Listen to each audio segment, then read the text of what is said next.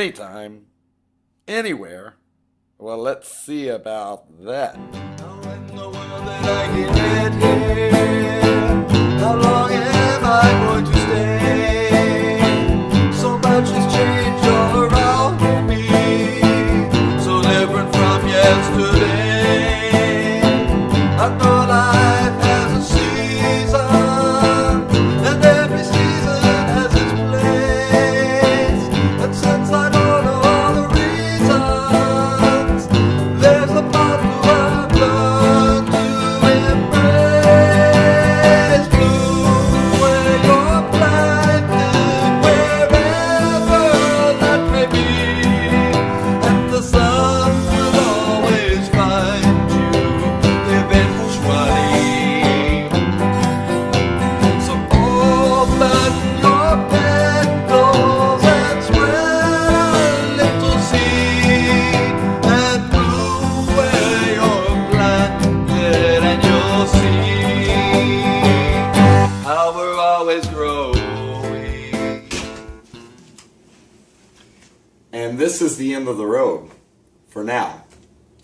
However, I present to you my EdTech classroom for the last 2 years. I just want to take you on a quick tour of some of the work that I accomplished during the EdTech program, and I would like to discuss the personal and professional benefit that I experienced along the way.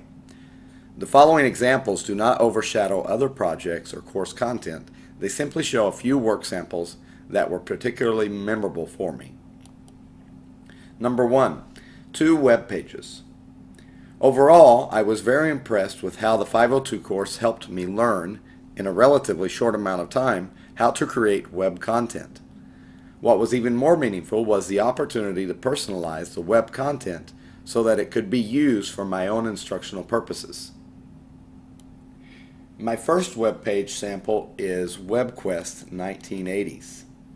This was personally meaningful because I am a child of the 1980s.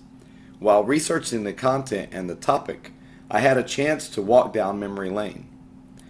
Additionally, I was able to make it relevant for students in the modern world. The background and the instructions challenged the students to imagine what life was like before mobiles and internet. I had some students that created some nice content written from the perspective of a student in the 1980s. My second web page is Paul Revere's Ride. I will admit that the time and research that I put into this was ultimately more beneficial for me than for my students, but I created some great supplemental content to help them study the literature. The media and the graphics of the web page are among my proudest accomplishments. The banner required a lot of layering and other effects in Adobe Fireworks. I was also able to use my previous experience with audio editing to create dramatic readings of the stanzas on each page. The content accompanied different stanzas of the poem. Number 2, cross-cultural supply and demand. This project drew from the content and assignments given in 3 different courses and 2 different semesters. EdTech 542 and 521 in the summer 2012 course, and EdTech 541 in fall 2012. This was probably my most ambitious project for 2 reasons. 1, it was a collaborative work that required regular communication with my partner halfway around the world, and 2, it is a project that we actually implemented. There were a lot of growing pains in the process, and we experienced a lot of unforeseen challenges. However, we were rewarded with a few moments of cross-cultural learning. When my students in Saudi Arabia had to communicate and collaborate with his students in Michigan, there were a few cases of partners learning beyond their own ideas and opening them to unexpected perspectives of the world. To watch this from a teacher's point of view is really quite a thrill. My EdTech 541 course was time-consuming, but it really gave me plenty of opportunity to put together some great resources that I used at the time with my students and possibly can use in the future. One in particular is in the internet instruction page. I was able to develop a lesson plan that really gave students an option as we were reading through the novel To Kill a Mockingbird. One of the options put on a subpage is giving students the opportunity to do some research background on some links that I provided about why To Kill a Mockingbird was controversial. And the research they did helped give them the background information and to prepare their presentation. But it was one of the student productions that I was most proud of and that they were able to accomplish, as is indicated here. They recorded a Google Hangout on their own time and were able to submit that as a grade as part of the project. And that was very progressive for me, but also for many of my peers to be able to witness that and to see some of the work that I was doing with technology and especially social media, what was being provided. So I found this project and this page in general, or this website that I created through 541 to be very beneficial with a lot of what I was doing in the classroom. And as I indicated earlier, this course also helped me create some of the content that was used in the cross-cultural supply and demand.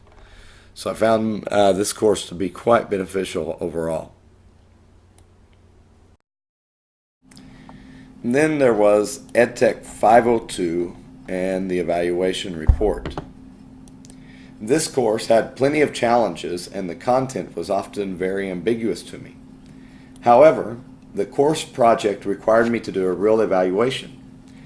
I really wasn't in a position to evaluate any existing programs, so I actually evaluated a program that I created in a program format and I ran it with my students. It was doubly productive because I was able to get a thorough look at the evaluation process, but at the same time I was evaluating my own program and the technological applications that I applied to it.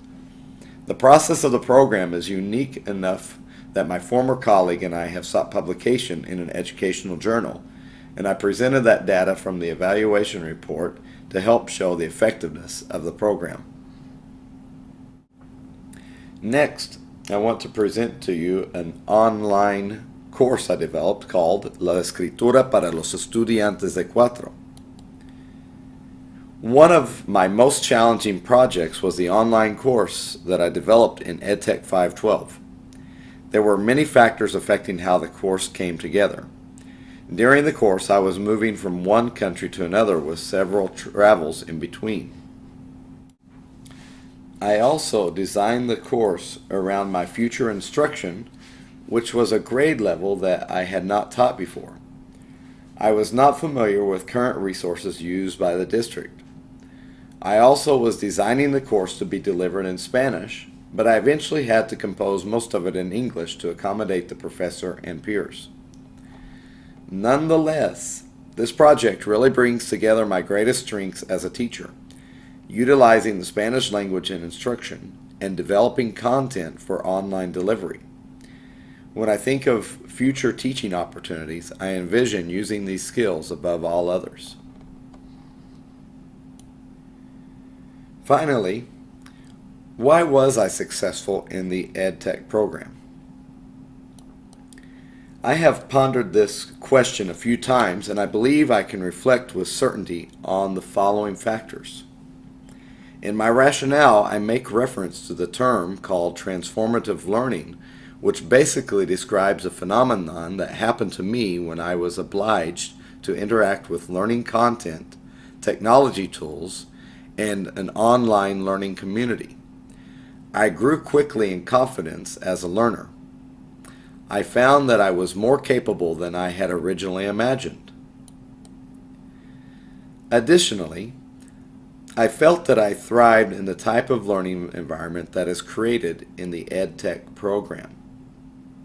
Even though I am more extroverted in real-time conversations, I have a lot of trouble putting my thoughts together in a timely manner to state a purposeful case. However, in asynchronous environments, I had ample opportunity to reflect and even entertain in my written responses. I am a language teacher, so I have crafted a written skill that I enjoyed putting on display in my courses.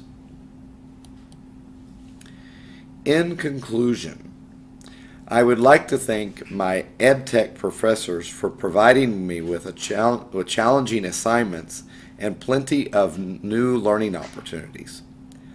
I also want to thank the EdTech support staff in administration for helping to keep me on track with the documents and deadlines.